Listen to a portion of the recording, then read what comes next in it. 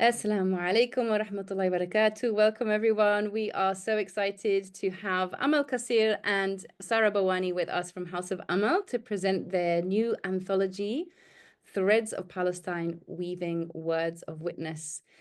So, before we get going, I want to just introduce the book quickly, and I'll also introduce the editors. In Threads of Palestine anthology, presented by House of Amal, the voices of poets across the world unite in a collection compiled after October 7th, 2023, that captures the grief, resilience, and hope of a better world. It is not only a literary tribute, but also a piece of cultural preservation, an act of protest, breathing life into the grief that is ignored and silenced by the world, to preserve for future generations. This anthology assembles diverse perspectives to explore themes of heritage, loss, and injustice. Through powerful verse and poignant storytelling, each poet invites readers into a shared journey, one that echoes both the spirit of the Palestinian people as well as voices around the world that chant for their freedom. With intimate reflections on family, land, displacement, and survival, the poems transcend boundaries and speak to the universal struggles for freedom and justice.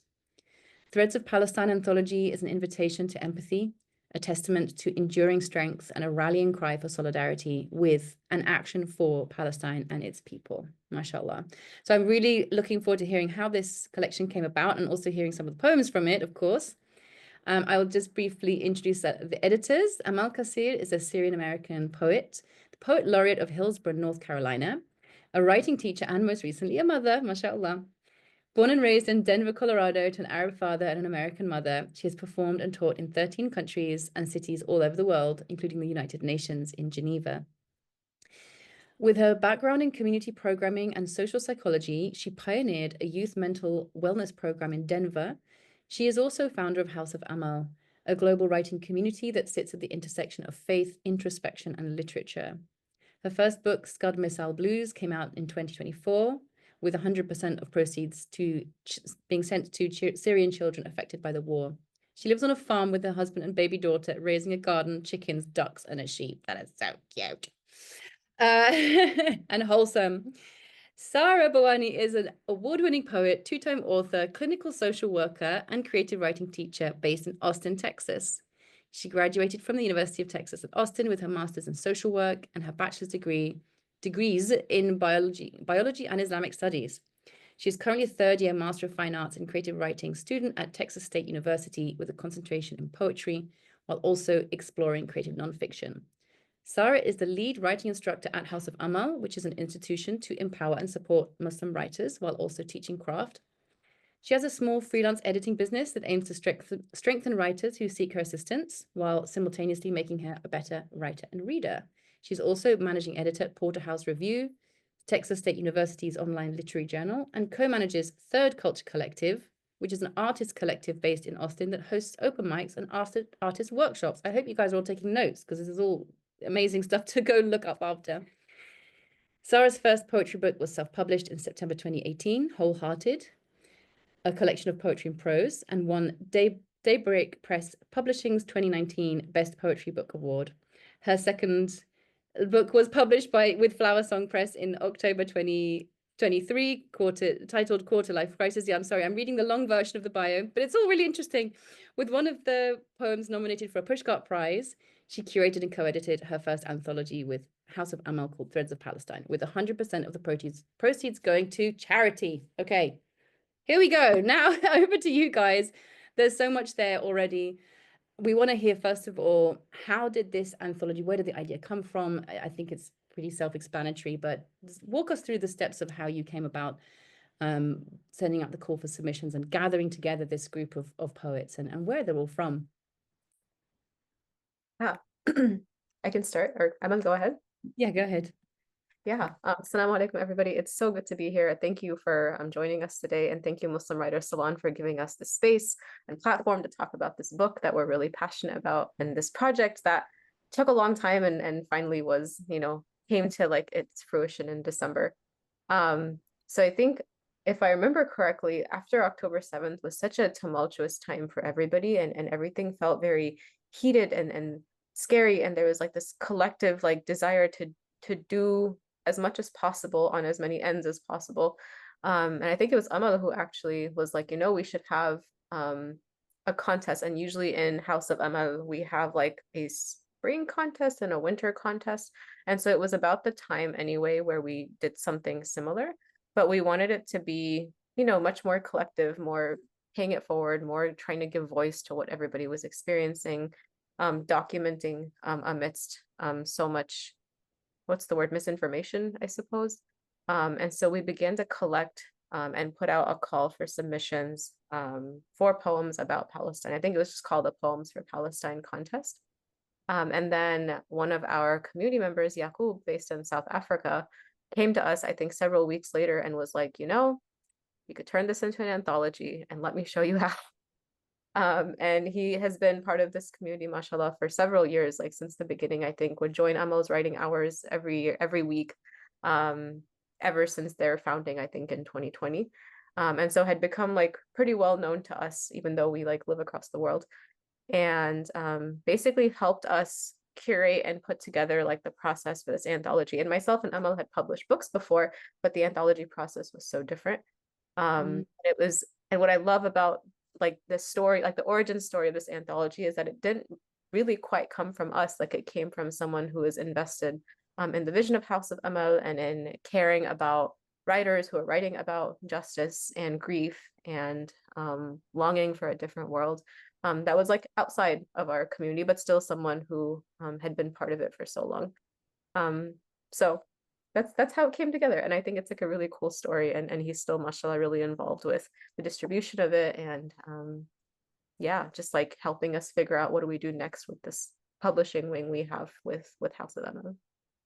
Mashallah, that's really beautiful. I completely hear you. In those first few months, it was extremely intense, and there was so much collective grief and secondary, I don't know if secondary trauma is the right word, but just that there was so much, our hearts were in our mouths, that Palestine was on our minds. It still is on our minds. I mean, it is for me every day. I'm praying for Palestine, and it's just become part of the course. It's almost become normalized to just be thinking about Palestine every day. But to have birthed something in that kind of crisol, what do you call that? I'm stuck on with the Spanish word. That sort of cauldron of intense feelings and that necessity to do something in whatever capacity possible, and that feeling of, I guess it helps to ameliorate that feeling of helplessness as well, right? So like even now, 15, 16 months later, that still sort of feels like, how is anything that we've been doing having an effect? And yet somehow we have to just keep doing something, right? And doing what you do best, which is poetry, mashallah. Amal, do you want to jump in and say anything about the process of creating this anthology? I will add that I think that a model for the anthology that we hold near and dear to our heart is the 100% of profits to charity model. And I think that was, it was something that like we had to question because we put a lot of work into this. The hours that Sara had spent typesetting and reaching out and all of the little minor details. In a typical setting, there would be some profit involved, but there was this like obvious, it was obvious that not a penny could go anywhere except to the people who need it most, who not only gave our community sort of this opportunity. For so many of those writers, this was their first time being published. It was the first time ever seeing their name in a book. We had one writer, Sundus, whose family bought like 15 copies, you know, and they were so proud of it. So there was like this precious opportunity for the writers, alongside allowing us to grieve and heal and find some sort of sense of power, and in the same breath create this beautiful book that will educate, that is informing, that is changing people's minds about what's happening in Palestine. And so it only made sense. And we work closely with the partners at Cat Foundation, who, you know, obviously before the current situation that we're seeing with aid completely being blocked, they were one of the trucks, one of the logos that you saw distributing food inside of Gaza at the time. So I think that was a really precious decision that the team made. And alhamdulillah, the money is going in every time, every 90 days when Ingram Sparks gives us that payment. And Yeah, I Oh, think that's worth good knowing. books. Well, they make really good quality books, I found, for self-publishing. And if you're, the selected poems that I edited, yeah, it was a bit of a hefty process though. Like, did you guys figure out the Ingram Sparks thing yourself, or did you have someone to help you with that?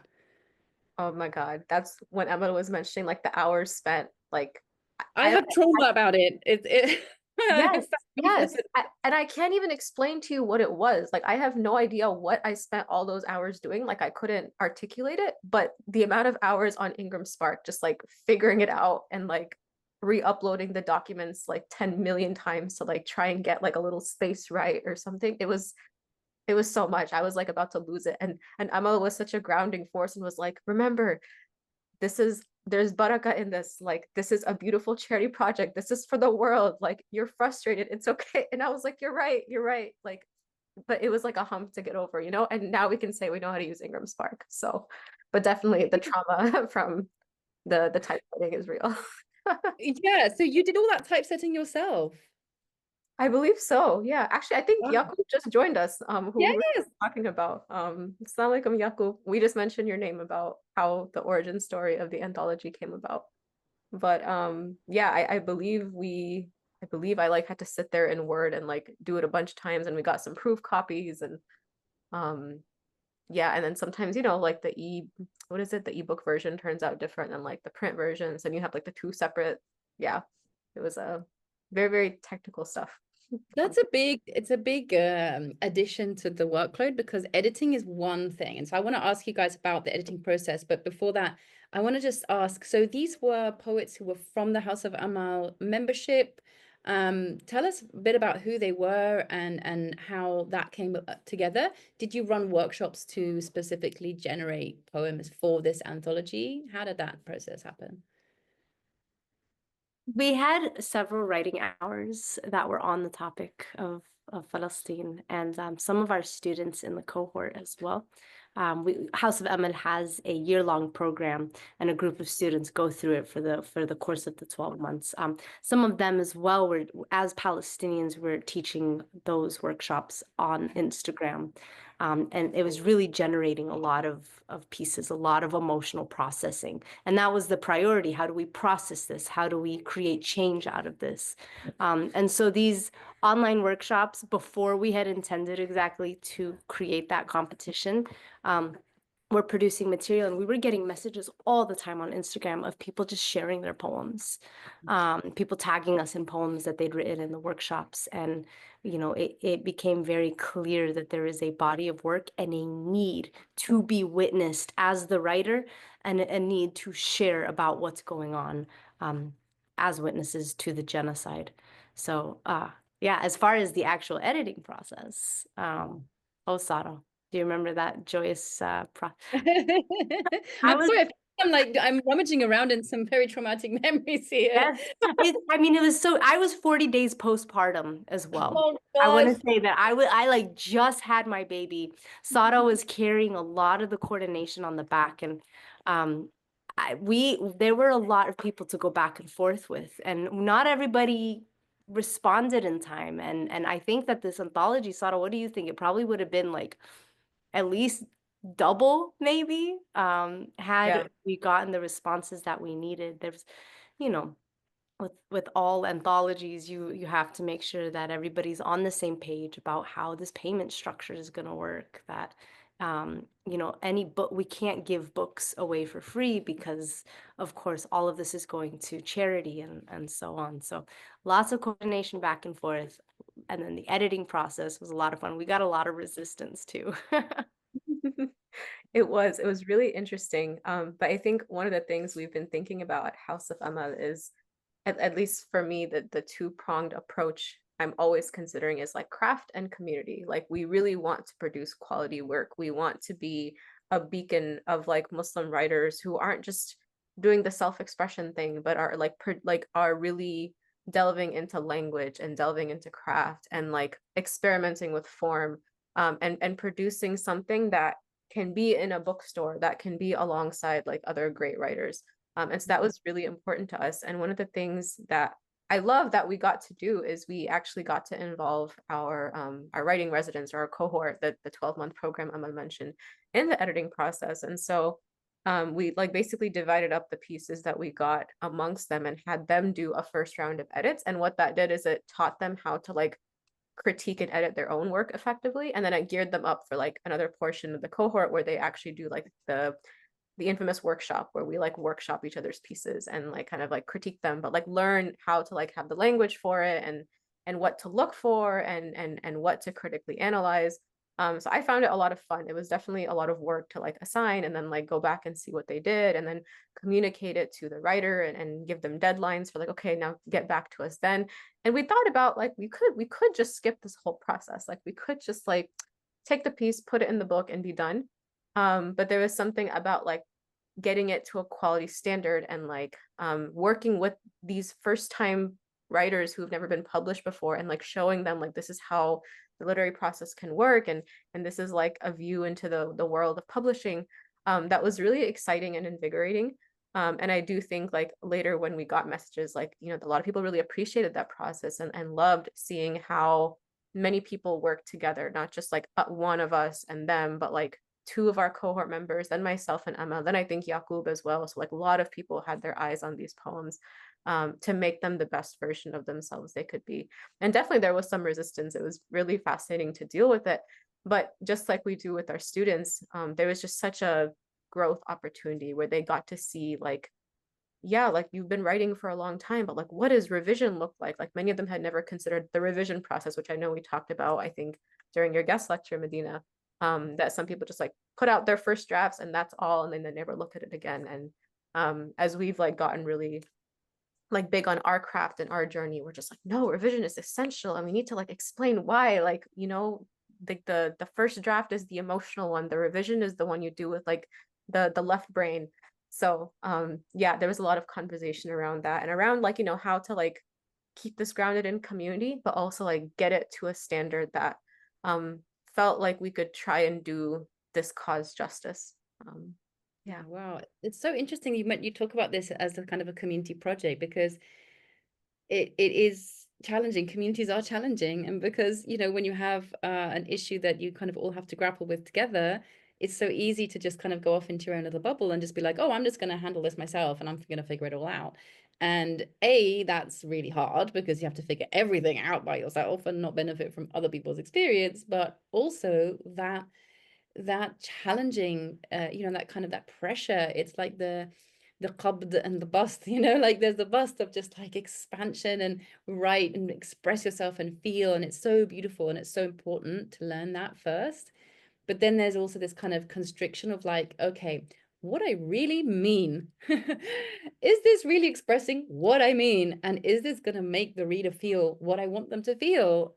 Or is it just me kind of, you know, having fun with words, which is also great. Like I wouldn't stop people from doing that anyway, but that it feels like this is a microcosm of what we are kind of having to learn to do in a broader way, right? Of like engaging all these different elements and all these different people and learning how to deal with criticism. And this is something that privilege hates, you know, the privilege parts of us like, no, don't criticize me. And yet there's so much growth there. I mean, it's wow. I find that a really, really fascinating part of this whole process. So advice as editors, since we're on the topic, what are your, we're not going to go into like necessarily pet peeves, although you can go there if you want to, but let's say somebody gives you a piece of writing. This is for all of the emerging writers, budding writers, up and coming writers. What do you think what's your advice to them? Do you have any kind of steps for them to go through before sending it into like a submissions to a magazine or something like that? Do you have one? Gosh, I think, and this might be the spoken word poet in me, but like read your piece out loud before you submit it anywhere. To hear what your voice sounds like is going to be very critical for clarity, you know. And I think we have encountered a lot of pieces where I'm just like, I know this means something, but whether it's like the line breaks or something about it, it is just it's not coming across the page properly. And I think that has a lot to do with what it sounds like in the mind versus what it sounds like through the ears. That's always my first tip to writers, even if it's supposed to be on the page, you know. That's the first thing that comes to mind. Sara, do you have one?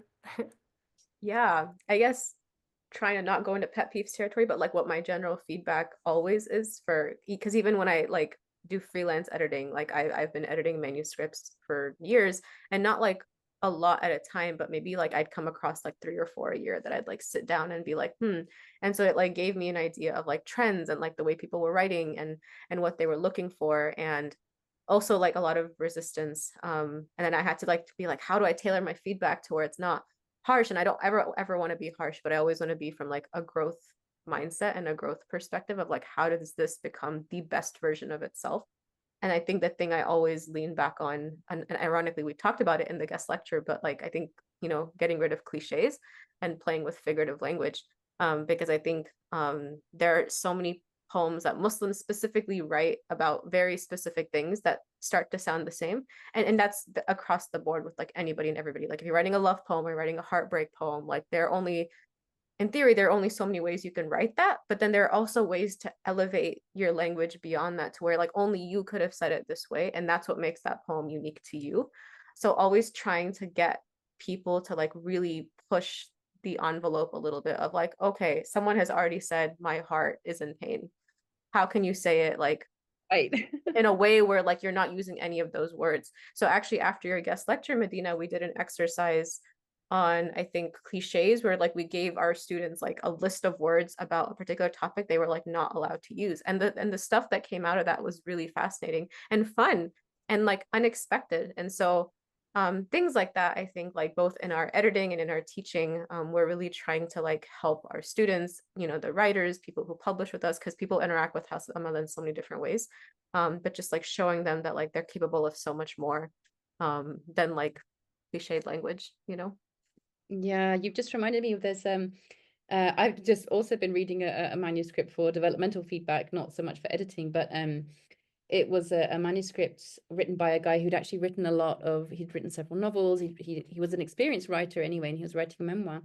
And he mentions that Gordon Lish, who was the editor of Raymond Carver, this like legendary detective novel writer, he said, and I'm not sure if I'm saying this verbatim here, he said, it's not about what the character feels, it's about what the reader will feel based on that writing. So like it's what how your writing will make the reader feel. And I think that's a critical piece that very often writers are not taught, and somehow it just kind of gets lost along the way. And describing emotion, it can be such a cathartic thing to do, to just talk about your feelings, and that's brilliant. It's wonderful. It's like life writing. It's like journaling. Then how do you transition that into a piece that will have the impact that you want it to have? And how can you, and I always kind of use the I think I did it also, I mentioned this, I'm repeating myself from your guest lecture, but um I like to think of craft as like an actual craft, like a boat, or like an aircraft or something like that. Like it has to be physically sound to make that journey from one shore to the other. And like you're on one shore as a writer and your reader's on the other shore, and you've got to get across somehow to them and get this message across.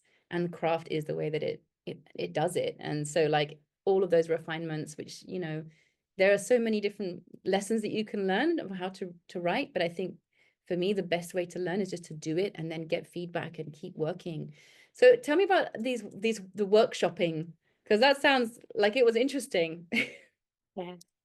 On the note that you're talking, Medina, there is a humility that is absolutely essential from the writer to be able to bring their piece to the audience. And I think sometimes we think it goes from me directly to the magazine on the page for the people, and not having read other people's work to be part of this process of you growing your own writing, and not getting feedback from the people around you. Or when you do get feedback, there was a lot of like defensiveness on certain things that I understand, like literary choice is it's you make decisions over your own work, and you can reject whatever your editors give you. But there was coming to a point where there was such a protectiveness over the pieces, and there was no willingness to even step over to the side of the reader. So it wasn't about the reader, it was about the writer. And I think that this was something that we supported a lot of our writers in breaking out of, and had to like have some serious conversations about what is the point of this anyways? Is it the trophy, or is it the reader? And how do we kind of transition ourselves into this growth mindset, like Sara said, to allow our work to get better? You know, I think it's really easy to be the best writer you know when you don't know any writers, you know.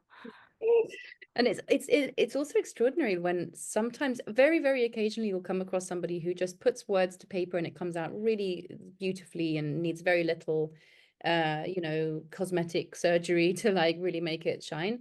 But and of those writers, it's extremely rare to find somebody who has not read a lot, right? So like that's often just like basic advice to people who want to read, is just read a lot. I mean, people who want to write, just read a lot and read the best quality writing you can, because it kind of rubs off.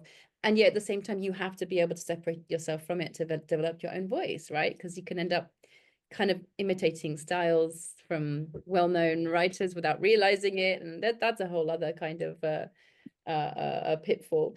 I want to ask you very quickly. We will move on to the poems in the book in just a sec, but I want to just ask you, I'm curious what you think about poetry on Instagram, because it's something that like I've sort of shared some of my poems on Instagram, but because I do social media for Ecstatic Exchange poetry, and I do a lot of kind of like producing quote posts, and it's very you know, quote posts, when they're very, very short and snappy, they can get a lot of traction. Maybe not so much now. I feel like there has been a kind of an arc there where like poets could get their work out on Instagram kind of quite quickly and easily and make things look really nice and maybe, you know, gain a following. What's your feeling? Do you think this is something that is now a little bit passé? Do you think it still works? Or what was your feeling about poetry on Instagram? I'm just curious. We have a lot of feelings, but they evolve. And I think our feelings are very, like, we talk about this a lot. We talk about a lot of things around like how people interact with poetry, and how to like the ickiness of marketing versus like the authenticity of trying to showcase like what people have shared and being like proud of it. And so I feel like it's something we're always sort of like figuring out and trying to deal with and trying to reckon with. I mean, like, even with like the marketing for our anthology, we were like, okay, how do we go about this in a way that makes sense? And so one of the things that was really helpful, I think, to like, and it depends on how and what we were aiming for, which I think is an ongoing conversation. But we had like some of the poets turn in like videos of them reading the poem, so that they could like really be like part of that process, which I think was really nice. But yeah, we see like ever increasingly that like people really just want little bite-sized things they can like quickly read and like swipe through. But then I think the question is like, how do we create that and then create like a pull to like actually buy the whole thing and like go make that purchase? Yeah. So it's tricky. And I like started off as an Instagram poet. Like I would do all the little like white space with the writing, and like this is, gosh, like almost 10 years ago. But that is like how I got my audience, and how I was thinking about like who's reading my work. Like audience became more important to me, I think, because of that. And then it also became a pitfall, right? Because then at some point I was like only writing for the audience. Then it was like this balancing act I had to create for myself. So on like the House of Amal level, I think it's something that is tricky, and marketing is so, it's just like one of those things where like there's so much ego in it, like collectively, that we're always having to, I think, like renew our intentions and think about the charity piece of it, and just feel this is not just like a marketing thing for people to buy, because like we don't get the money from it, it goes to something bigger than us. And so that influences like how we talk about the book, which I think is all the more important and keeps us really grounded. But yeah, with social media and Instagram like evolving so much, and just being like, you know, I don't know, something that like is just like a very fast, like instant gratification thing, which it's always been. I think like it's an ongoing like practice to just check ourselves and check how we show up for sure. Yeah, I think that's really beautiful. I love how you point out this kind of polarity between like, on the one hand, social media is such an incredible way for writers to be in touch with their readership. And like until now, like you were stuck with that editing and publishing, like you know, conveyor belt. Like if you didn't if you didn't get onto the conveyor belt, you didn't get published. Nobody read your poems, and I think that's, yeah, it's a huge shame. We because of that, there was so much gatekeeping that there were a lot of voices that were not being heard. And so, like, I think particularly for marginalized voices, social media has been a huge game changer. Yeah. But then, because of that ease, because of that very ease, it can bypass the refining process and the challenging of like, can I make this the best poem it can be, and all of this, which is why I think it's so important for communities like ours. And mashallah, I really admire the work that you guys are doing, and I think that balance of craft and community is so important because it is a very lonely thing to do, to write, and social media can make it feel less lonely, but it's still, in some ways, it's a parasocial relationship, right? Because you have people admiring your poems or liking your stuff. They don't necessarily know the person behind the page. And yeah, well, there's so much that we can say about that. I mean, Amal, do you have any thoughts, particularly about like spoken word and how spoken word kind of erupted into Instagram in this incredible way? Yeah, I mean, you need cinematography at this point. If it's weird because right now it's like it's about going viral. That is, and I don't even get House of Emel posts in my algorithm, which is wild. And same with Sara. I I look at what I consume, and it is like masterpieces by these artists who have this kind of background. And so what I'm seeing right now is this huge transition onto Substack. And I think that's where like people are allowed to write and be who they are on the written form. Sorry. Baby. Hello, baby. Assalamu alaikum. Yeah, we've been really enjoying this and talking a lot about this transition to Substack and how fast they've been adding features and like video and podcast and like threads and notes, and like suddenly it's like an all singing, all dancing app for writers and readers, which is amazing. Kind of generates more questions though, because like, yes, that model of being able to support creators directly is wonderful, but at the same time, what's the maximum that people can support? Like how eventually we may just end up coming back to like the magazine model, Right. because that might be something that people find more affordable to actually support. Yeah, mashallah. There's just so much, and it's so fascinating to have like a head-to-head with editors, because like this is such a specific area of the writing. If you're a writer and an editor and a publisher, you kind of you see the full panorama, don't you, of like the trends, and then there's the profit and loss, and and all the intentions that have to be behind that. And mashallah, I think it's an incredible project that you guys have done, not only House of Amma but Threads of Palestine Anthology. I think it's something that has enabled poets to process grief, and in a particularly healing way, and teaching. Yep, teaching and mothering, mashallah. Like there's just so many hats going on here, you guys, like a whole hat shop.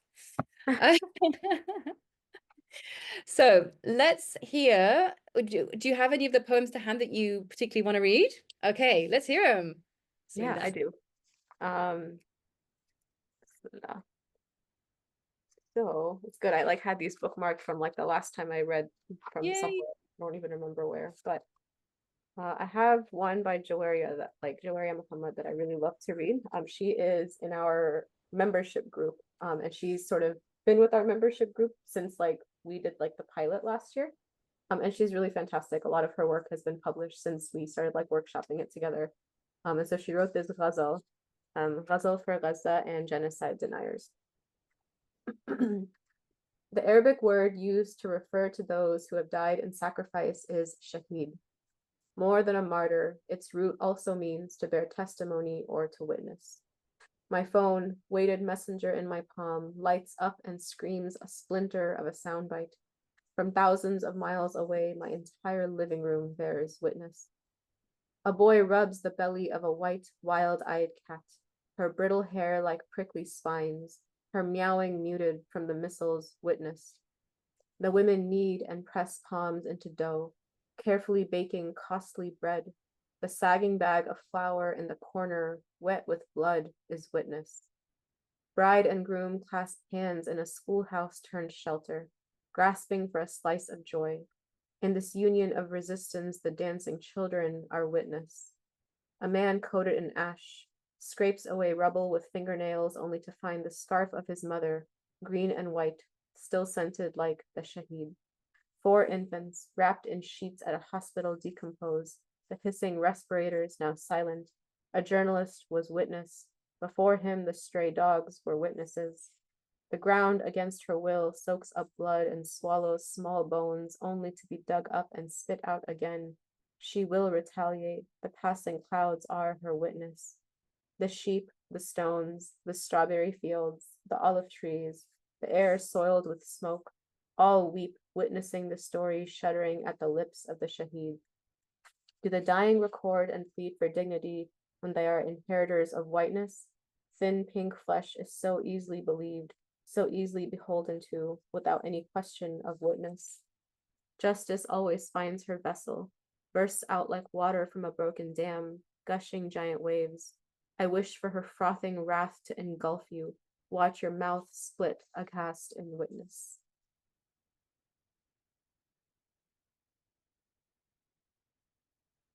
Oh, Medina, you're muted. Sorry, I muted myself because there were people walking past. That was so powerful, mashallah. And I also love Juriya Muhammad's poetry and the ghazal format. I love ghazals, particularly in English. I find them, there's just something kind of hypnotic about that, just that last hook, that one word, and how differently it can be placed. Yeah. Or sometimes it's the penultimate word of the verse of the stanza that is the rhyme, and how differently it will reappear each time. And also just it struck me how, you know, ghazal traditionally was like a love poem that the Persian poet, the Sufi poet Hafiz kind of he recentered it or repurposed it as a poem of divine love. And to use the ghazal format is like using the form to show love, you know. And there was so many moments in that. I thought also the wordplay between whiteness and witness was really interesting. Yeah. Amazing, just amazing. Was that something that evolved during the editing process, or was that one already pretty strong? I think this one was one of the stronger pieces. Amal, do you remember? She actually, in the critique group that we have, that is where she works on it before submitting it. So there wasn't a lot of work post-submission. Yeah. Amazing. But that's great to have that opportunity to be able to do the editing that's necessary and that kind of pushback. MashaAllah. Thank you so much for reading that. Are there any other poems that you want to share? Amal, do you have one? Sure. There is a piece that I think speaks to the universal experience of genocide taking place, and this is by Tajuddin al-Shahid. It's called New Reservation. Welcome to the New Reservation, where Palestinian is synonym for Native American, where Gaza is but a starry strip slapped on a bullet wound, where mortar shells smack smack into the bricks and the people barely fit, where the kettle is bound to boil over too soon, where freedom dies like buffalo in silence, while future lives are victims to the addiction of violence.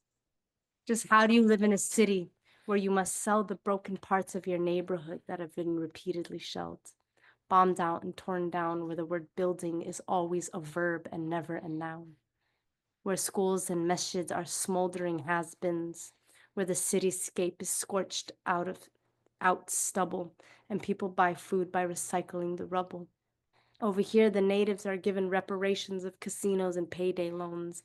In Gaza, they have only slingshots and their mother's tears, stuck like Old Testament Hebrews between Egypt and the sea, bricks mortared by the concrete of despair and misery.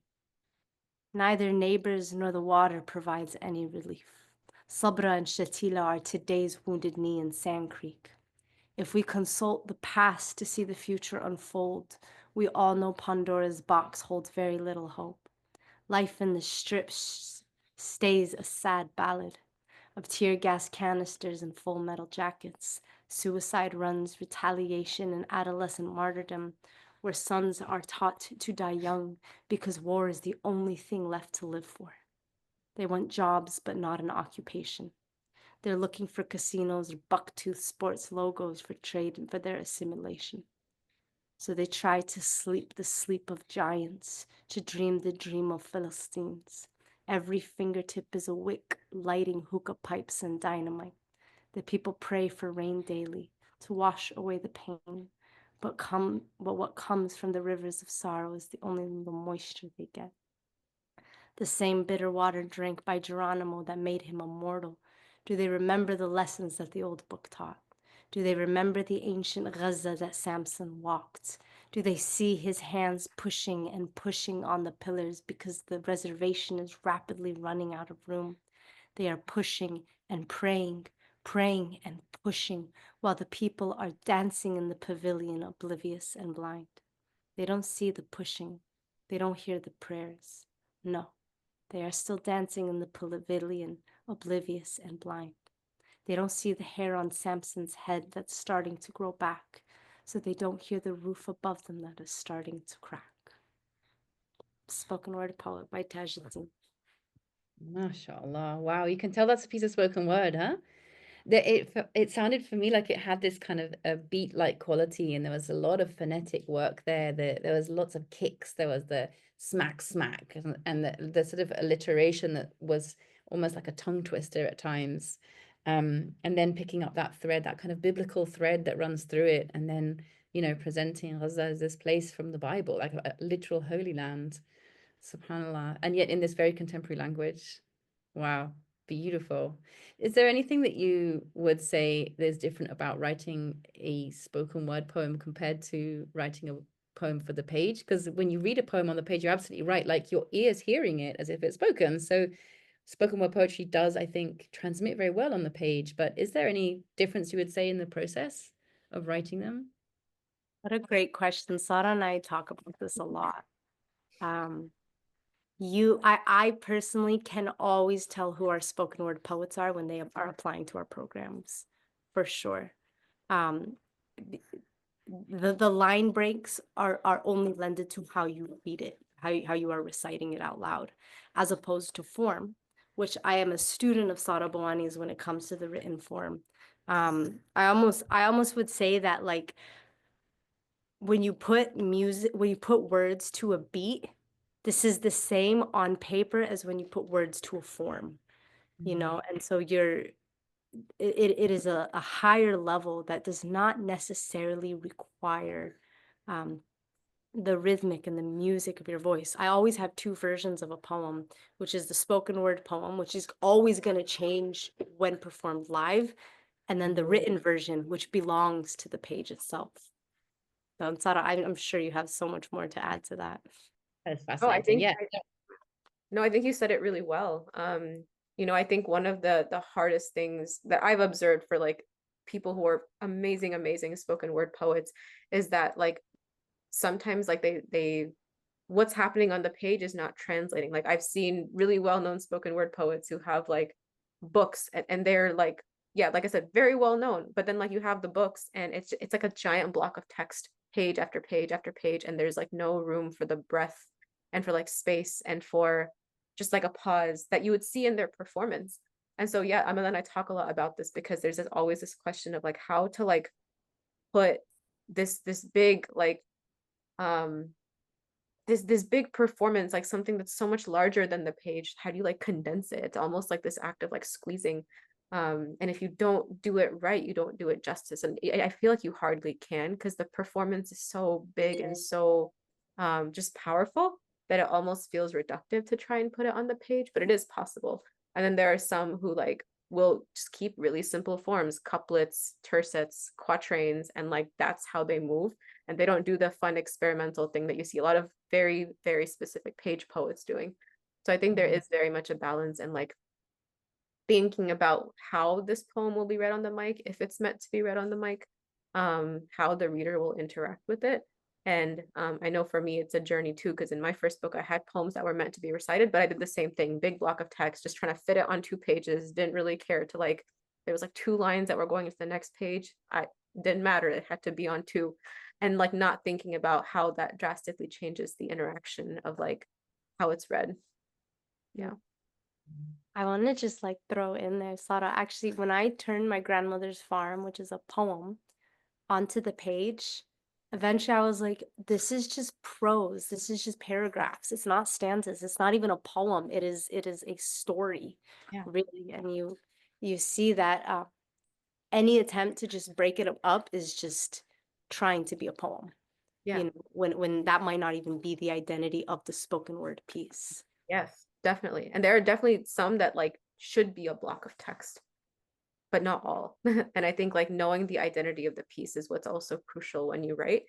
And being able to make it malleable according to like how, yeah, what version of itself will exist well on the page. I find this so informative. I'm learning so much from you guys. And I'm just curious as well about how prose poetry fits into this, or am I just like going off on a completely different tangent here? I don't know. What do you think, Emma? The writing's just the writing makes up for the lack of form in that case, I think. I really, yeah, like wrote Rudy Francisco, would you say he's a prose poet? It's all story, it's all basic language, but he uses a lot of metaphors, maybe. He's prose-like. I can see that. Yeah, Yeah. prose-esque. Yeah.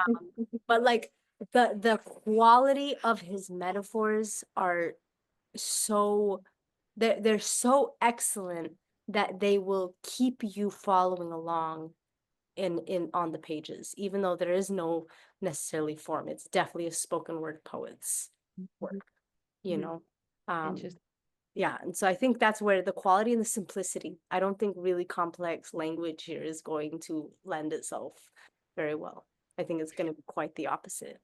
Right. I think in a way that for me, that's true for all poetry as well, because sometimes the temptation is to try and make things very complex and to kind of almost show off. Like it's fun to try out new things and to experiment. But sometimes once you've done that experiment, you kind of go, actually, this poem doesn't really want all these bells and whistles. And like the word that comes up to me a lot, because I'm currently myself and Ambarti, we're both guest editing for Rawayat magazine, which is an Egyptian literary magazine. And the word translucence comes up for me a lot. Like, is this poem translucent? Is it allowing me to see into it? Is it allowing me to see what it's about? Is it taking me in? Or is there sort of some guardrails there? Is there some kind of like hijab that the poet is employing and that's kind of distancing me from what this poem really is? It's like sometimes a poet can stand in the way of their poem.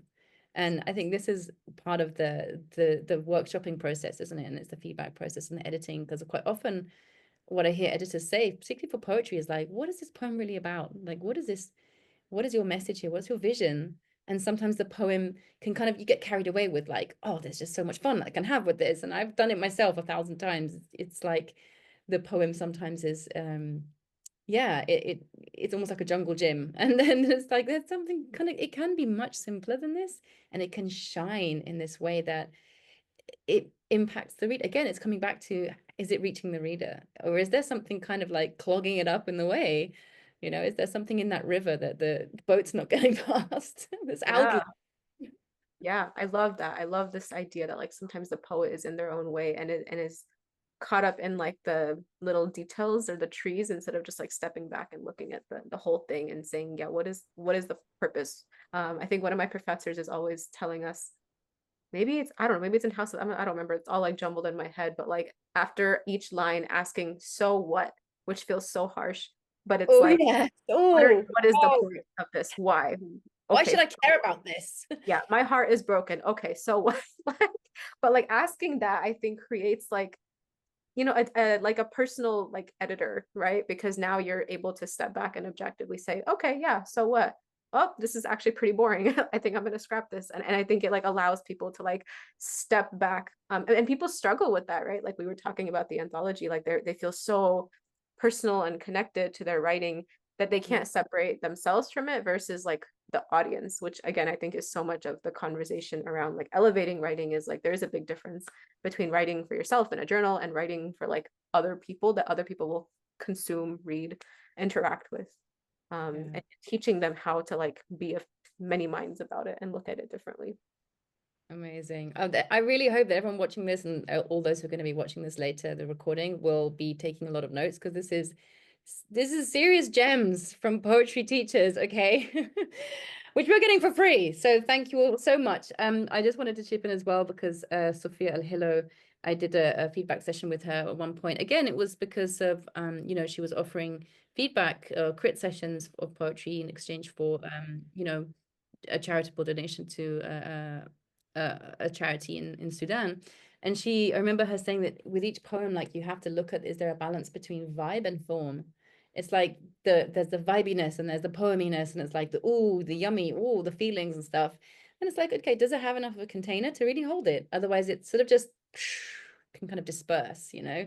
So there's always this kind of, I guess those are two questions as well you can ask yourself. Is this balancing vibe and form? And maybe one line is more vibe and one line kind of holds it together a bit more. I don't know. I think there's not necessarily hard and fast answers to all these questions, but these are all just like incredibly useful like points to bear in mind when writing. And as you take them on more, then the first draft can come out better, because you know, you can sort of, I think there's a way to skip with experience, you know, you can skip maybe one draft or one edit or something. Okay, I think because we don't have loads of time left, I'll just leave it up to you guys to read one more poem if you can. I have one, if Yeah, possible. you go for it. Okay. This is actually by our very first cohort student, Sania Ahmed, who just published her book with Strange Ink. And I don't remember if this poem is in there, but it is in here, and it's called, she's a medical student, I think, in her second year. It's called I Bear Witness to Heart Failure. She sits at her desk, day eclipsing into night, as I am kept trapped and quiet between ribs. The boy whispers the Shahada to his baby brother, coaxing the words to his tongue, so he is comfortably welcomed home. The newly orphaned babies cry, ringing grief into the air like missiles piercing clouds. Doctors discover their own families deceased as bodies are brought to emergency floors. Parents carry martyrs within the palm of their hands. I cry out, wounded from the shrapnel, aching as limbs are pulled out from under the rubble, carrying parts of my own youth in plastic bags. She tries to bury me in the spine of her books, crushed between pathogens and complement cascades, as if the infectious injustice could be fixed by simple clotting, as if pharmacological agents need memorizing when phosphorus bombs eradicate entire classes of school kids. She turns off her socials as internet cuts out in Gaza, to isolate without escape. She wants to focus on building illness scripts as buildings fall aflame on her sisters and brothers. I weigh heavy on her lungs, and the cavity fills with the blood of our people. She winces at every breath, reminded that humanitarian hospital rounds don't have ceasefire, so neither can her slow loss of humanity. She drowns in survivor's guilt, suffocated by systems she operates in that remove her from herself and from her people. It is easier to divide and conquer, to sequester into confines of professionalism that push her into complacency. She fails exams and her people, her mind and heart stretched across oceans, her scarf soaking the wounds of the Ummah, her soul sutured to the hands of humanitarian healthcare. Her revolution is in the turmoil of keeping her head down to survive and study, when all I want is to serve my people on the front lines, to stand against oppression everywhere, to mourn the realities of those enduring and make endless dua for liberation and lives martyred. Someone said that successful completion of steps to become a doctor is a pledge to help my communities in the future, but wombs become tombs, and I worry what community will be left by the time we gain enough power, and what is our worth if not for our people. We joined medicine to heal, not to be held from truth, and I titrate her soul into reality, staining her white coat with fatigue and pain and remembrance, and shackle her stethoscope to myself. So while the world may suffer from heart failure, we will remain alive. No.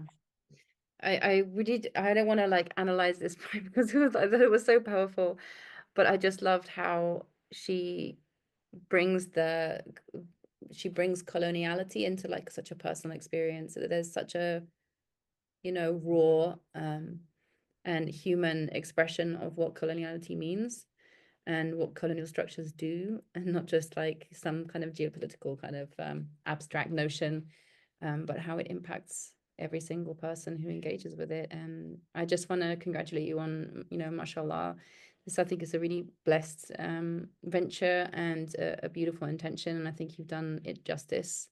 And I would just love to make dua that Palestine is free soon in our lifetimes. May we see a free Palestine. May Palestine be free from occupation and from violence and from fear. And ya Allah, may we all be free from these oppressive systems. And Allah bless you for this work that you're doing. It's very deep work, and I think it is a very healing work. Thank you so much, Medina. This has been such a pleasure. Thanks for just your beautiful questions, and thank you everybody who joined us today. We love talking about this book and all the voices in it that brought it together. So we're really grateful. Yeah, alhamdulillah. And please go out and buy it. Everyone watching, go out and buy it. We'll put the link in the caption. Amal, do you want to jump in and say anything before we wrap up? We're just so grateful, and this work is so important. And I think now more than ever, it is time for the Muslims to step back into the craft, you know, and this is who we are. This is our tradition. This is what our Quran comes from, is the craftsmanship of language. And so we hope, inshallah, Muslim Writers Salon, House of Amal, Muslim Youth Musings, all of these communities that are trying to build this up. I hope that we are victorious and that we can showcase this tradition that has been ours for so much longer than it has been in the hands of the West. Yes, absolutely, 100%. I mean. Okay, thank you all so much for joining us, especially Amal and Sara, and particularly baby Yusra, who loaned us her mum for the morning. Yes. Oh, my love. Thank you, guys. Take care.